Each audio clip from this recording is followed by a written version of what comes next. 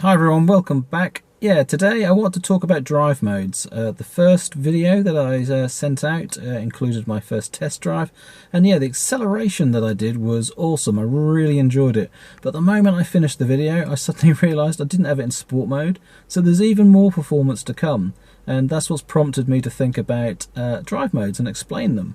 So basically there are 4 drive modes, and they are configurable. So what I'd like to do is take you through them. So first, if we turn the car on,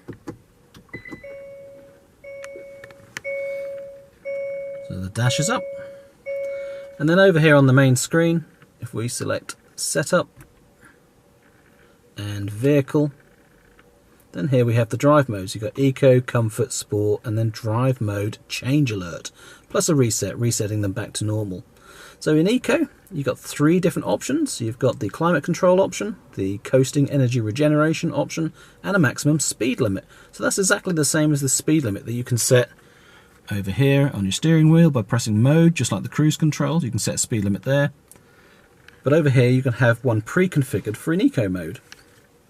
So in climate control, you've got Eco or normal, and I'm using it in Eco on Eco mode. On Eco mode, I have level 3 regeneration, which is supposedly the best and most economical.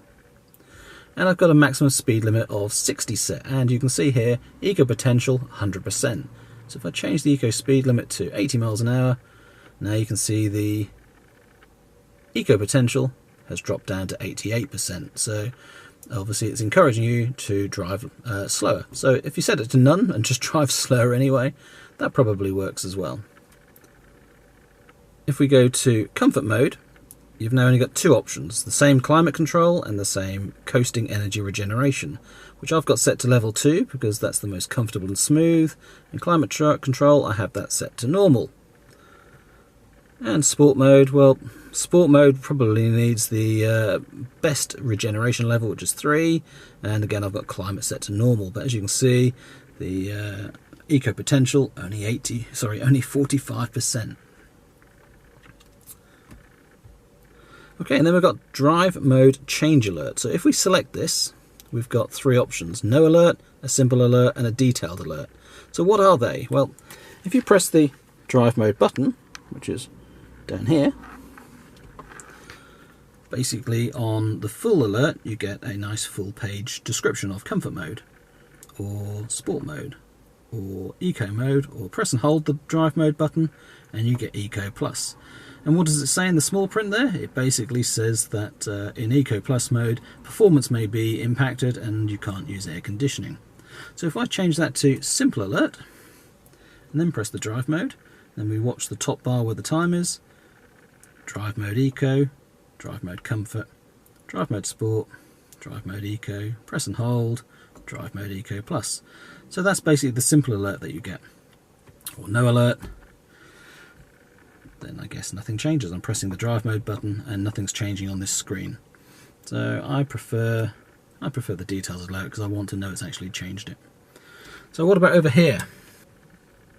So in sport mode you can see that the speedo is now a power gauge around the outside ring, and you've got a digital speedo in the middle, and it's got red around it everywhere.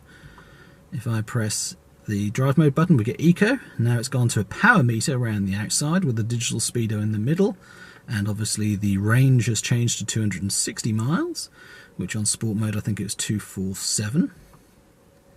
And now we've got a blue miles to go on the GOM, and we've got a normal speedometer in the dial, and that's for comfort mode. So again, we've got a 0 to 100% meter on sport around the dial, a power meter on the dial in eco, and a speedo on comfort. In sport mode 247 in the GOM in the middle top corner, 260 in eco, 255 in comfort. And basically as I switch through the modes on the drive mode button, you can see the differences to the screen. So drive modes, what do I think? Yeah, drive modes are useful from the point of view of configuring how comfortable or how sporty you want your drive to be. If you want to play around with the performance and really have fun, then sport mode's good. If you want a really smooth drive and have it comfortable, then comfort mode is really good. And that changes basically the throttle response and the amount of power that your car's going to generate. In sport mode, you've got to make it smooth by modulating your throttle more using your right foot. If you're going to have comfort mode, you've basically just got to drive more normally and it'll be more comfortable. So it's your choice really.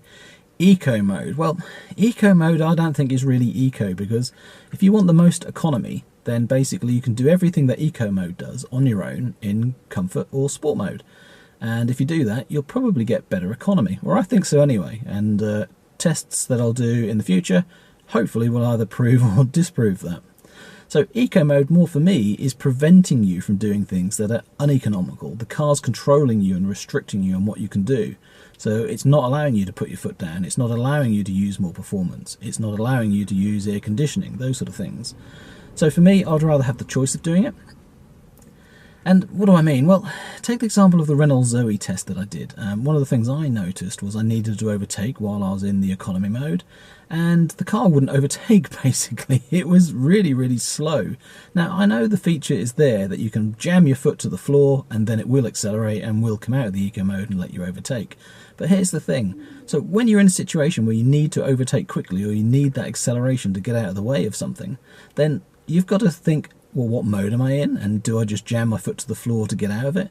I don't think that's a natural reaction from driving a car generally, so I don't think that's a good thing to do. I'd rather have the performance there on tap when I want it, and that's why I wouldn't probably drive in eco mode most of the time. I might do it for my tests, obviously, to try and work out is eco better than comfort or sport, but other than that, I don't think I'd really use eco. But once I find out from my tests, if it was a lot more economical, then I would use it. In petrol and diesel cars, I think eco modes make a lot more sense, because some of them actually change how many cylinders are in use around city driving, for example. Now that's a physical change to the car that I can't otherwise do, so that use of eco mode is brilliant. But eco mode on a car where you can do all of those same things yourself, I don't see the point of having an eco mode really, or I don't see the point in using it. As for physically testing these things, well, that's going to come. I'm not going to do that today. Today's just showing the features in the car. I will do a test where I'll test all of those regeneration modes and all of the driving modes, and on a set, shall we say, course, I'll try and work out which is the most performant and which is the most efficient, and I'll record all the data.